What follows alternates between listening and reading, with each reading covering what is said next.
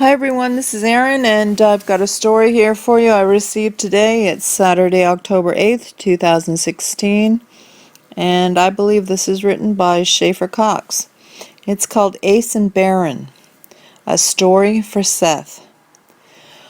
Our humanity is as durable as it is delicate, but it is hard to find and even easier to lose.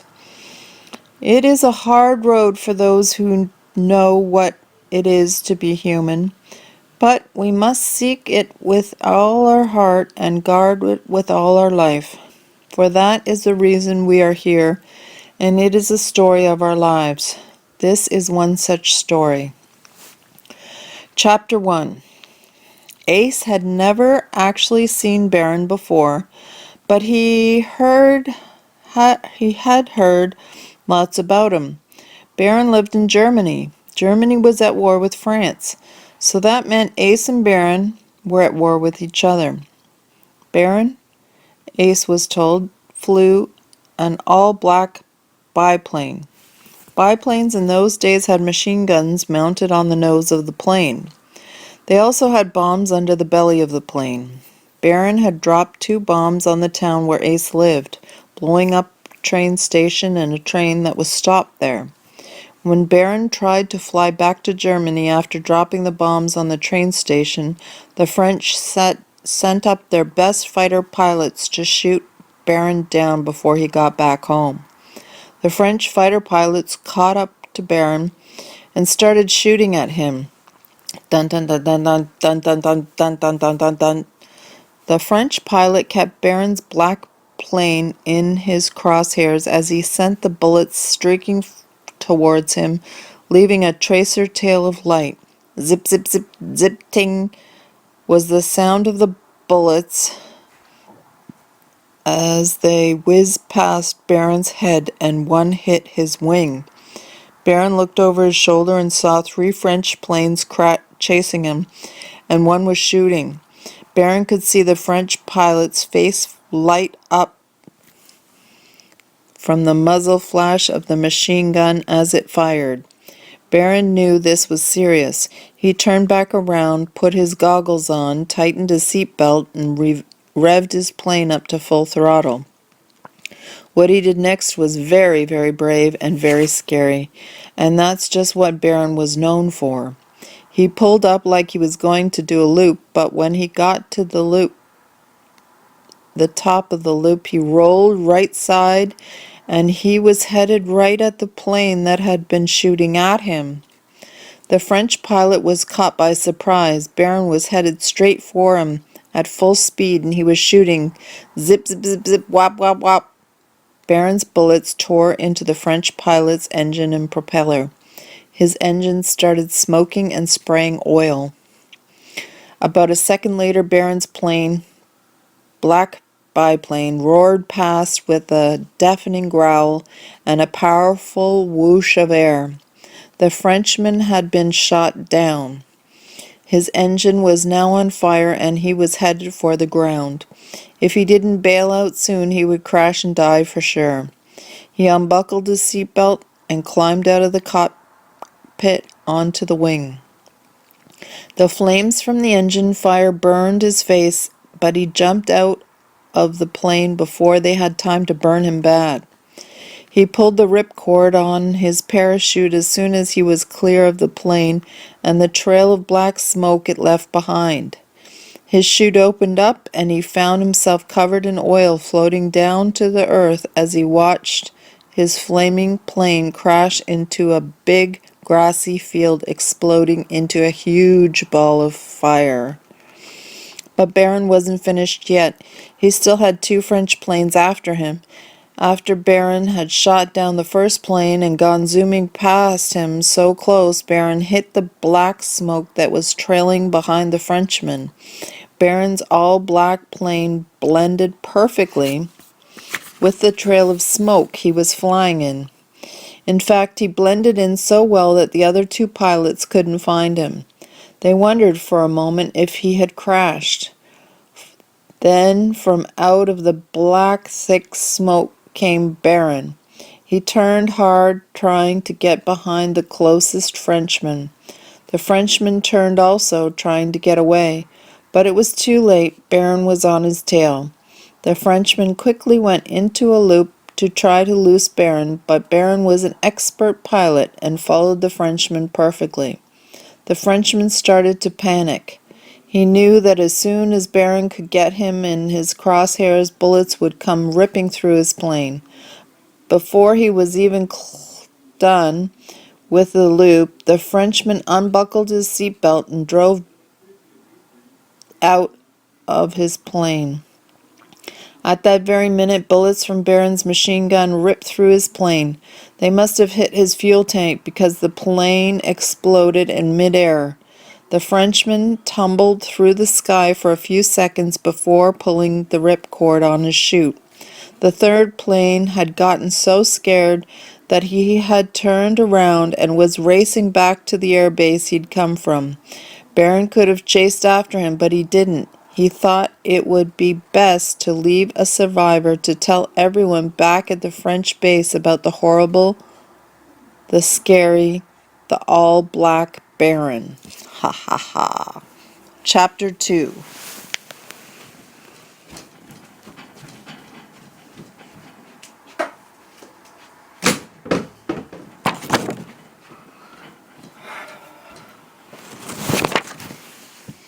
Back at the airbase, the one surviving Frenchman landed on the grassy runway and stumbled into the pilot's lounge.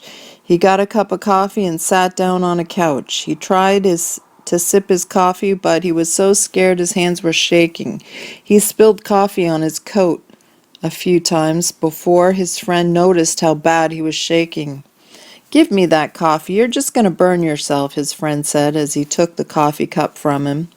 But this time the other pilots who had heard him land were crowding into the lounge. Ace was one of the pilots who came to see what all the commotion was about. Ace sat at the table and quietly listened. The commander of the air base was the last one to arrive. "Tell us what happened, young man," the commander said, looking at the young, trembling pilot. The surviving pilot was too scared to speak. He just kept trembling. "What happened out there? Where are the other two pilots? What did you see?" asked the commander again. The young pilot was still too scared to speak. The commander crouched down in front of the young pilot. The commander ran his long, skinny fingers through his white hair. "Was it Barron? Did you get attacked by the Barron?" The young pilot nodded his head yes. The commander stood up and told everyone to leave. He told the pilots to make sure all the planes were full of gas and loaded with ammunition so they could take off on a moment's notice. He told another man to help the young pilot out of his flying clothes and into the shower. Then the commander turned to Ace. "I need to talk to you in my office in 5 minutes, Ace." Ace nodded his head and finished his coffee.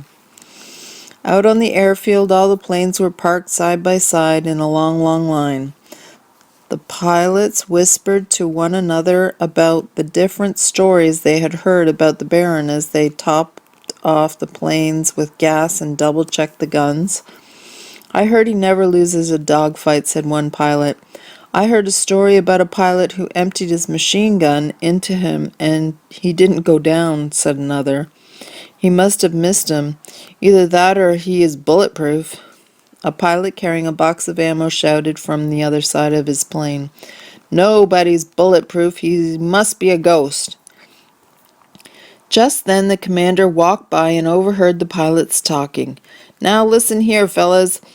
This Baron isn't bulletproof, and he's not a ghost. He's just a man with an airplane.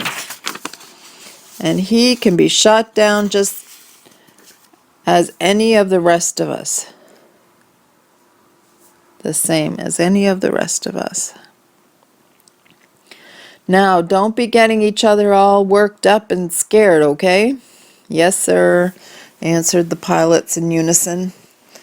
The commander turned and walked toward his office to meet with Ace.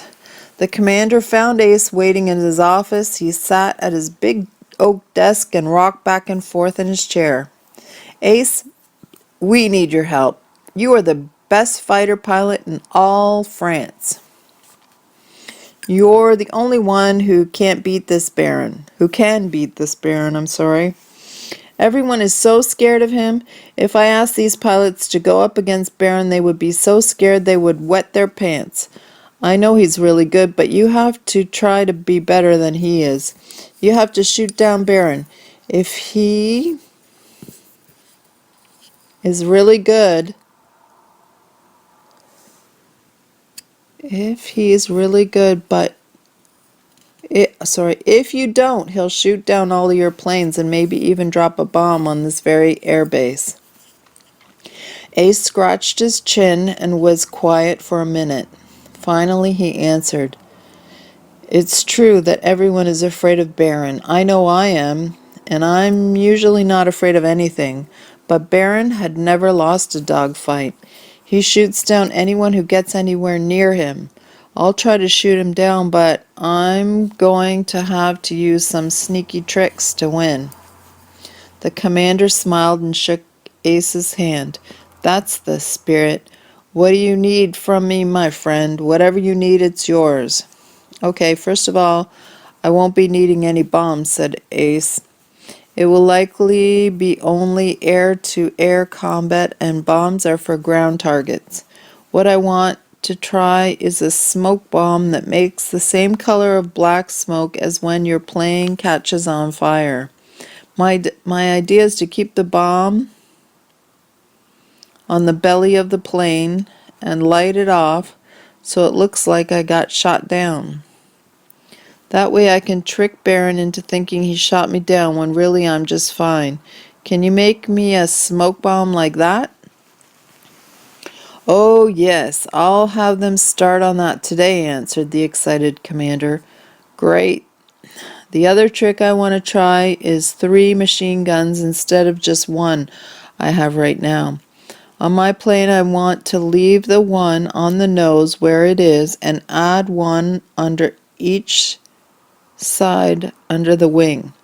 That way, even if he's only in my sight for a second and I only get one shot at him, it will be like getting 3 shots at the same time." The commander smiled again. "Whatever you need, Ace. I'll make sure your plane is ready in the morning. You go get some rest tonight. We'll test it out first thing tomorrow. You're our hero." Chapter 3. That night, Ace dreamed about Baron. He dreamed that he was zooming at Baron, but when he got close enough to fire his new triple gun, he couldn't get it to fire. Ace woke with a start. He could see Baron's eyes from the dream. They were like big blueberries. "I have blueberry eyes. Baron has blueberry eyes, just like me," Ace thought to himself. The next morning, Ace had a good breakfast of pancakes and eggs. He didn't eat too much, so that if he puked from aerobatics,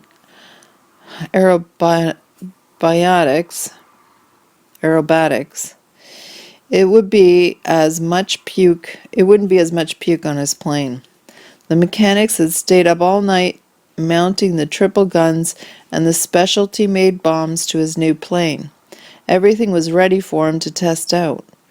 Ace checked the guns and kicked the tires, and then he took hold of the big wooden prop and gave it a spin with all his might.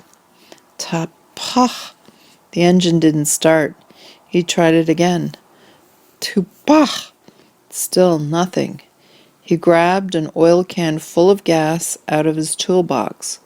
The oil can was about the size of a pop can and had a little lever you push with your thumb to pump a little squirt out of the nozzle. He squirted a few drops in the carburetor and jumped down to spin the prop by hand again. He spun the prop and the engine started up with a roar. The wind from the spinning prop was cold in the damp morning air. Ace climbed in the cockpit and waved to the commander who was standing at the door to his office. He revved up the engine and taxied down the runway, picking up speed. He lifted off and circled back over the airbase. The sun was warm and shining bright. It was the perfect day for practice. First, he tried out the new triple gun. It worked great. It fired 3 times faster and sent hundreds of bullets zipping downrange in under 2 seconds. Next was to practice faking like he was shot down. Ace throttled back his engine and went into a nosedive the way planes do when they get shot down. He even wobbled the plane back and forth so it looked like it was broken and flying crooked. He pulled out the drive before he got too close to the ground. That was perfect, he thought to himself. Now, if he could do it again with a trail of black smoke from the new smoke bomb, he'd be all set to fool Barron. He pulled the lever that lit off the smoke bomb and started into a nosedive like he had before. Tons of black smoke trailed behind him in a long downward curve. To any other plane that saw him, he would look like he was on fire and about to crash. Even if you were really close, you wouldn't be able to tell that it was just a smoke bomb. Ace pulled out of the drive as he had before. About that time, the smoke bomb ran out of smoke. Ace headed back to the airfield, but as he was flying, he noticed he was still smoking a little bit. He leaned out of the cockpit and saw flames on the belly of his plane. Oh no! His heart started to panic.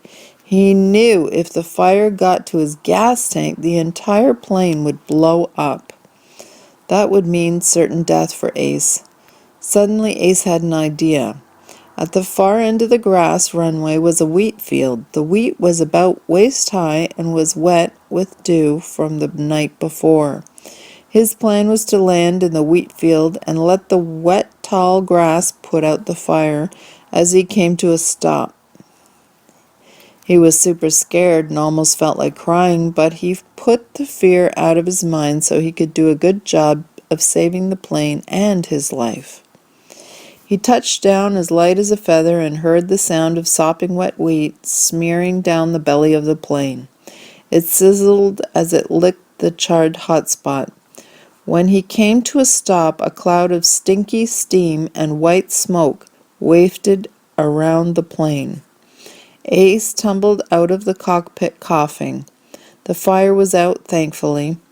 Ace crawled under the plane to see what had happened. The smoke bomb was very hot. Apparently, it had gotten hot enough to catch the underside of the plane on fire. This had to be fixed. The mechanics showed up to help. They tied a rope around the tail wheel and hitched the plane to a big, strong horse. The horse towed the plane out of the field and down the runway backwards.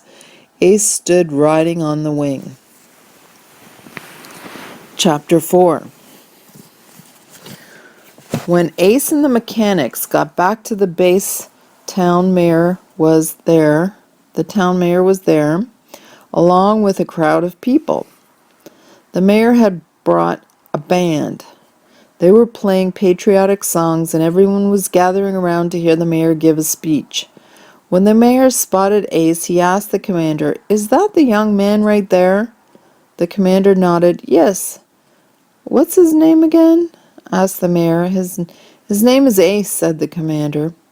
The mayor, who was a short, fat man in a striped suit with a polka-dot tie, called out loudly, "There you are, Ace, the hero of our town."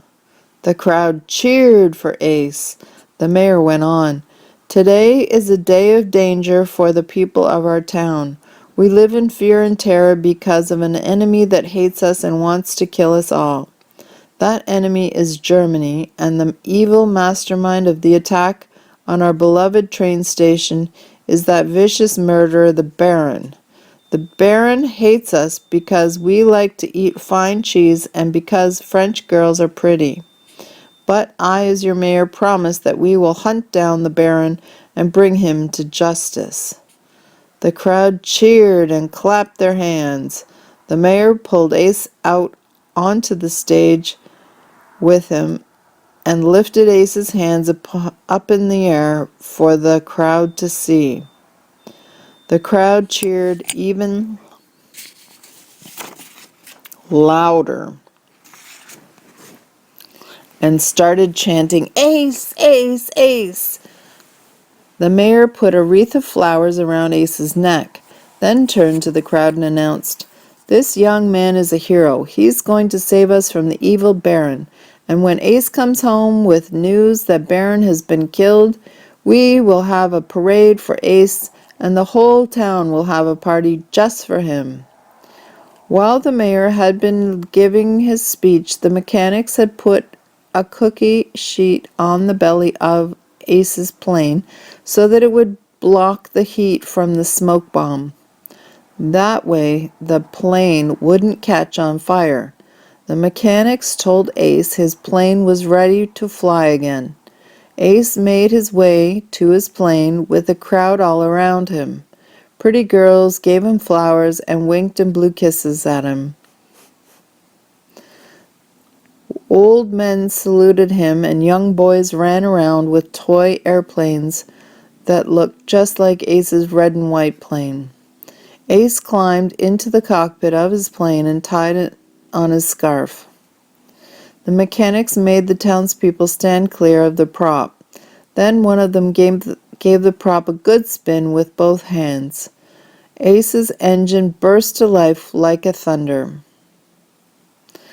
The wind blew into the crowd. People grabbed their hats to keep them from blowing off. Girls fought to keep their skirts from blowing up. The wind was strong enough on the faces of the people that they all looked away or covered their eyes.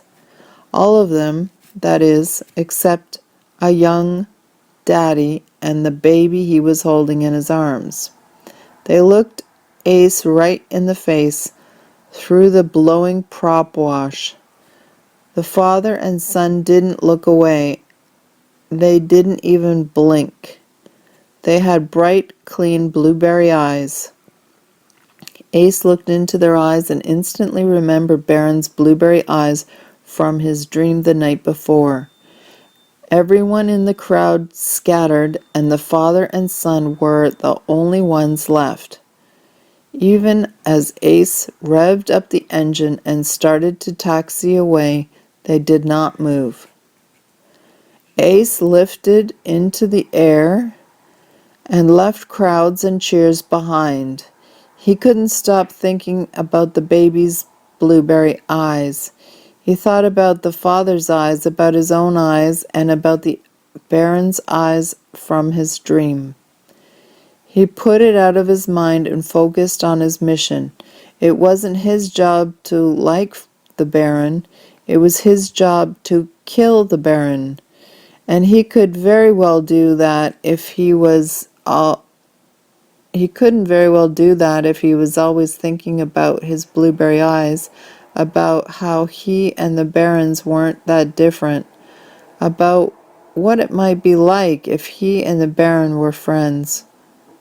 He shook his head and tried hard not to think about it. Chapter 5. Ace flew through the sky hoping to spot Baron. It wasn't long before he did. Baron was a long ways off. Ace didn't change his course or fly toward Baron at all. Ace knew that Baron could probably beat him in a dogfight. The only way Ace thought he could win was to catch Baron by surprise.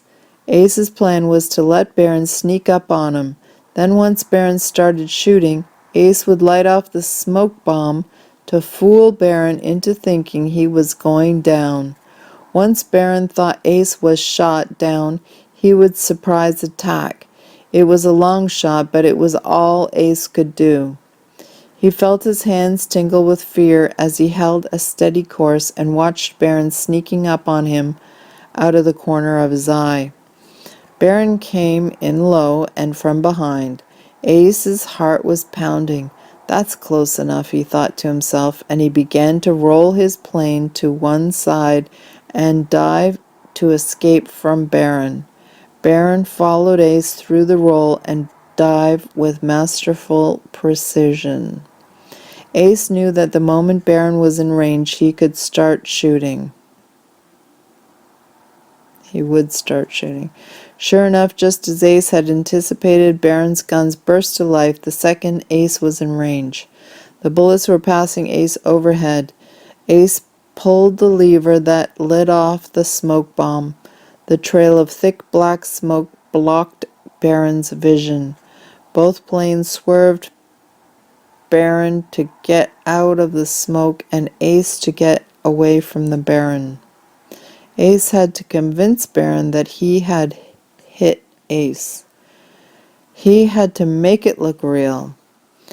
Ace flew straight for the ground and let his engine rev out of control.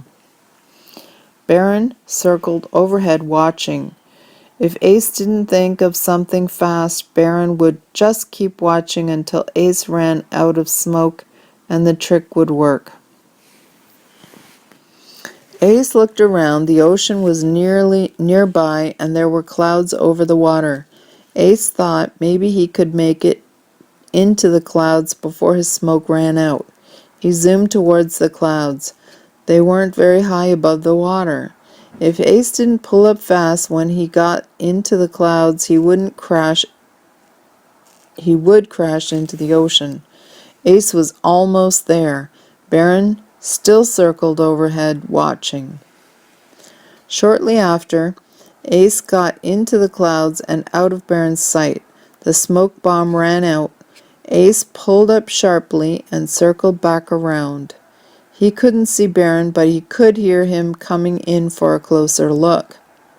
Barron skimmed over the tops of the clouds looking for any sign that Ace had in fact crashed. Barron passed right over the top of Ace. This was Ace's chance. He knew he would never be that close to Barron again. Ace popped up out of the clouds right behind Barron. Barron tried to escape, but it was too late. Ace fired off his new triple gun. Bullets ripped through Barron's cockpit. One bullet went in Barron's back and came out of his shoulder. Barron's plane was somehow still flying, but Barron himself was bleeding badly. Barron realized he'd been tricked. He revved his engine and pulled into a loop. He did it so fast and so tight that he was almost instantly above Ace and flying straight down at him. He opened fire at Ace and filled his plane full of holes. Ace's plane caught on fire. Ace was done for. They were over the ocean. Land was nowhere in sight now. Ace didn't want to parachute into the water, but it was that or burn alive in his flaming plane. He knew what he had to do. Ace knew the water would be cold and he didn't know how he would get back to land, but it was his only option. He jumped out, pulled his ripcord, and floated through the clouds toward the sea. Meanwhile, above the clouds, Barron wasn't the only thing with bullet holes in it. His fuel tank was leaking, and he was about to run out of gas. Not only that, but he was getting light-headed and dizzy from losing so much blood. That's when his engine quit. He was gliding in silence over the cloud-covered ocean. He knew he had to get out before his plane crashed. He couldn't move his shot arm. He unbuckled his seatbelt with one hand, checked his parachute, and slowly flopped out of the plane. He tumbled through the sky like a rag doll for a minute before he pulled his ripcord to open his chute. He drifted silently through the clouds until they opened up and he could see the cold gray water below him.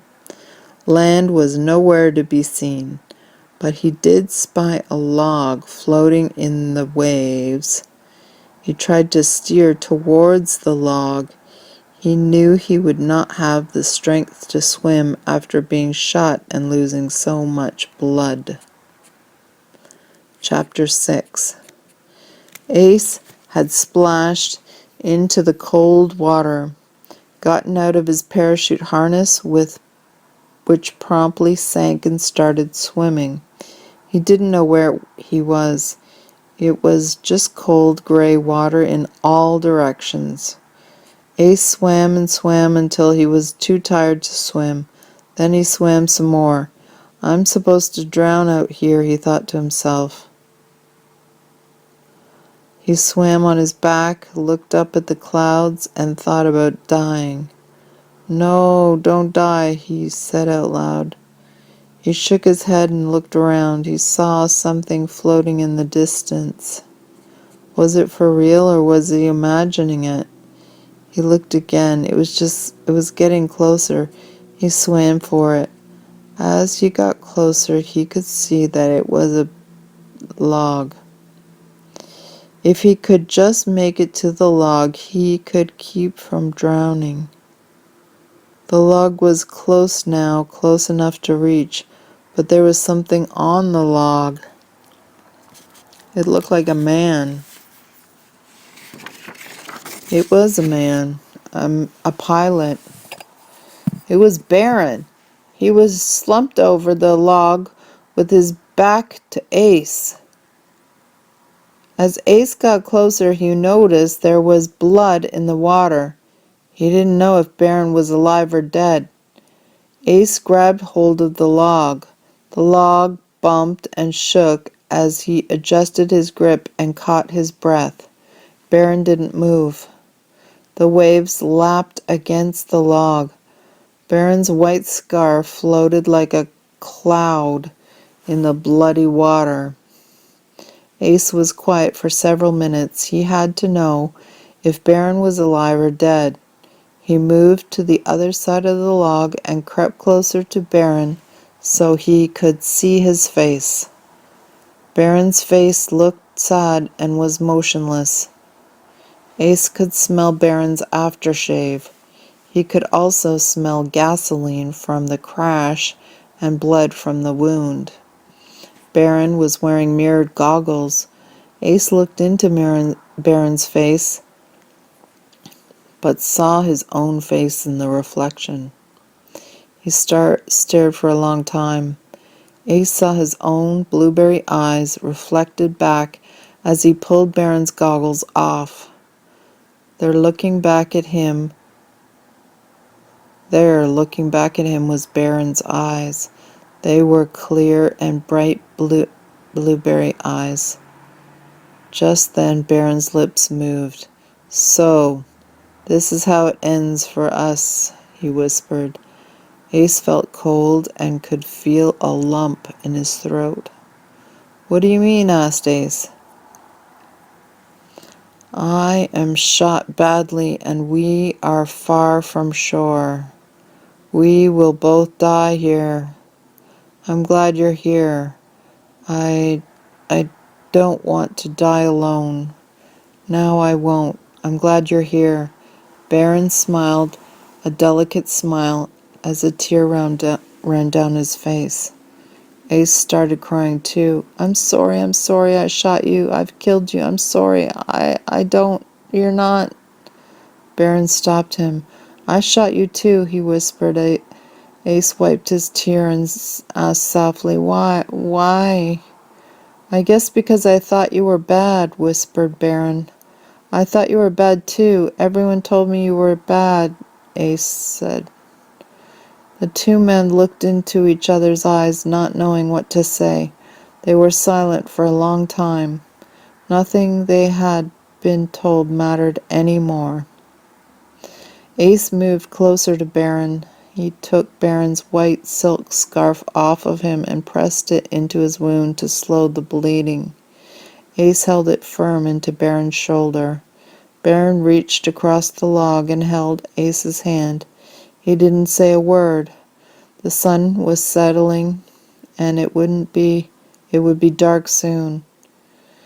Barron died that night. Ace woke sometime later in the darkness to find that Barron was dead. Barron's eyes had closed. His blueberry eyes were gone forever. Ace cried and cried until he had no more energy left to cry. The darkness and waves rocked him back and forth like his mother used to when he was a boy. He didn't feel cold any longer. He put his face on the log and wept until he fell asleep. Ace drifted in the ocean the rest of that night and all the next day without waking up. A boat passing by found him on the log. Barron was nowhere to be found. The men on the boat pulled Ace on deck. They thought Ace was dead at first. They nursed him back to health on their way back to port. They knew who he was from his clothes. Ace was the hero who had killed Barron. Ace woke up in the hospital. As soon as he was well enough to walk, the mayor in the striped suit with the polka dot tie came to see him. "Ace, my boy," he exclaimed, "the whole town wants to see you. They want to hear a speech from you about how you killed Barron. You're a hero, my boy." The mayor took Ace by the arm and took him to a truck that was waiting for them outside. Ace and the mayor got in the truck. They got in the back.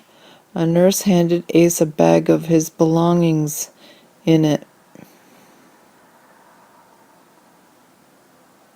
The truck rolled slowly through town. The streets were lined with cheering people waiting to see Ace. The truck pulled up in front of a big stage. The mayor hopped down from the truck and motioned to Ace. "I need a moment alone," said Ace as he walked behind a nearby building. There he saw a little path through the field going toward the mountains. Without a thought he followed it. He walked for a very long time until he came to a big oak tree. He sat down under it and listened to the birds. He felt the sun on his face and the breeze in his hair. He opened the bag of his belongings. There on top was a white silk scarf, though it was no longer pure white. Ace started to cry. He wrapped the scarf around his hand and dabbed his tears. He didn't say a word. The sun was setting, and it would be dark soon.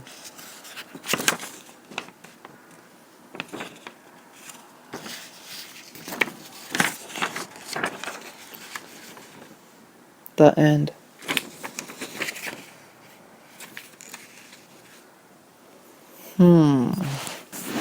War, what is it good for? That was by Schaeffer Cox. Hope you enjoyed it. I certainly did.